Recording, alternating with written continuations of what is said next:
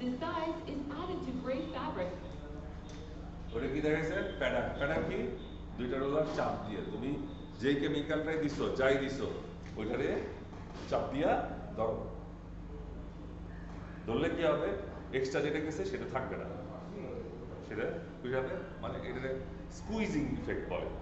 চাপ দিয়ে তোমার ভিতর থেকে পানি অথবা কেমিক্যাল যাই দিচ্ছ বের করে দিচ্ছে। চালাও। Added to the fabric to facilitate weaving. The size is added to gray fabric in a weaving preparatory process called sizing. The added matter or size is removed from the fabric by a process called desizing. Objectives of desizing: to remove starch from fabric. Desizing is done to improve the absorbing capacity of the fabric, to make ready for the next ডিসাইজ কেন করছে? bleaching, etc. আগে যে আমরা size করে আসছিলাম সেটারে ডিসাইজ করা হচ্ছে যাতে এর অ্যাবজর্পশনটা বাড়ে। Hydrolytic method, oxidative method. Basically, there are 4 types of hydrolytic method: rock stepping, acid stepping, alkali stepping, enzymatic stepping. There Ada are কিছু জানার দরকার। types of ডিসাইজ হয়েছে? oxidative method. কোনো কোশ্চেন আছে ডিসাইজ নিয়ে? ডিসাইজ মানেই হচ্ছে তুমি যাকে মানজাটা মারছি না, মানজাটা ধুইলা, এর বাইরে কিছু না। আর এটা অ্যাসিডিক করবা, বেসিডিক করবা না অ্যালকালিক করবে, এর একটু পরের ব্যাপার। যারা টেক্সটাইল নিয়ে মেলা পড়ালেখা করবে তারা ওইগুলা নিয়ে করবে। আমাদের কথা হচ্ছে আমরা ডিসাইজিং, আগে সাইজিং করছিলাম, তার মানে আমি এখন ডিসাইজ করে নিলাম ফ্যাব্রিকটা। ঠিক আছে? ডিসাইজিং, স্কাউরিং, ব্লিচিং দাও। স্কাউরিং ব্লিচিং এরও কন্টিনিউয়াস রেঞ্জ হয়, সেম ওই যে ডিপিং করা না এরকম হয়। আবার বাংলাদেশে জেট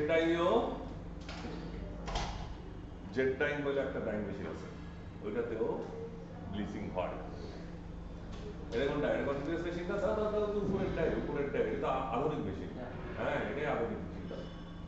রমজান জুড়ে শরবত বা জুসের বায়না সবার, আর সেই আজকেও সকালবেলা সেরি করে নিয়ে আমি সব জায়গায় দিচ্ছি, ভালো লাগলো। কাল আমি আসতে পারি না। ব্লিচিং হলো এমন একটি প্রক্রিয়া যেখানে ফ্যাব্রিক সমূহের প্রাকৃতিক রং দূর করা হয় এবং ফ্যাব্রিক সমূহকে চিরস্থায়ী সাদা এবং উজ্জ্বল করে তোলা হয়। ব্লিচিং, প্রাকৃতিক ব্লিচিং সম্পদ কি? যেমন- what is bleaching? Sir bleaching এর আগে একটু স্কাউটিংটা করি। দাঁড়াও, ব্লিচিং কি?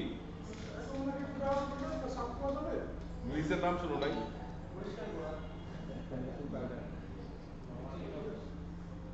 এই আমাকে এটা যে কুরবানির সময় এই যে সাদা সাদা পাউডার দিচ্ছি এটা কি? কি করে এটা যে? কি করে? দুর্গন্ধটারে?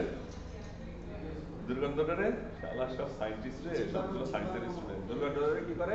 আর কাপড় আমরা কেন ব্লিচিং? কাপড় কেন দুর্গন্ধ দূর করার জন্য? দাগটা নাকি দাগটা একটা রং না, তার মধ্যে রং দূর করার জন্য শেষ। রং দূর হয় কেমনে অরিজিনালি? ব্লিচিংটা করে কি? দেখো, শুধু আমরা উপর দিয়ে জানে চলে যাই, কিন্তু নিচে কেউ চিন্তা করি না। তাহলে আমি এই যে শেষ সময় কুরবানির সময় এই রক্তগুলো এই জায়গাতে এই হয়, তারপরে আমি এগুলো দিয়ে দিই, গন্ধটা চলে গেল। কেন গেল? ব্লিচিং পাউডারের গন্ধ চলে গেল? ব্লিচিং পাউডারটা গন্ধটা কি হচ্ছে? ব্লিচিং পাউডার যার ভিতরে পড়বে, ওর যে ইন্টারনাল মলিকুল ওটা ভাঙ্গা ফলাফলা করে গেল। মাথায় রাখবা, এক্সট্রা অর্ডিনারি মলিকুল গুলারে ভাঙতে পারে, ইন্টারনাল গুলো ভেঙে দেয়। যদি তুমি আবার বেশি করে ব্লিচিং মারতে থাকো তাহলে ফ্যাব্রিক রেখায় দেবে। তুমি যদি পরিমাণ মতো মারতে পারো তাহলে ওর উপরের যে রংটা আছে, ওর উপর যে এক্সট্রা পার্টিকেলটা আছে সেইটাকে সে রিমুভ করবে। আমাদের কি হয়, আমাদের যখন হয় কোরবানি হয়, তখন রক্তটা পড়ে না মাটির উপরে, রক্তটা যখন জমে থাকে এই করে, তখন এটা কি হয়, গন্ধ বের হয় না? কতদিন ধরে থাকে। কিন্তু ওর উপর যদি ব্লিচিং মেরে দিই তাহলে দেখবা যে কয়দিন পরে গন্ধটা থাকে না, অথবা একটু পরে ব্লিচিং এর কতক্ষণ গন্ধ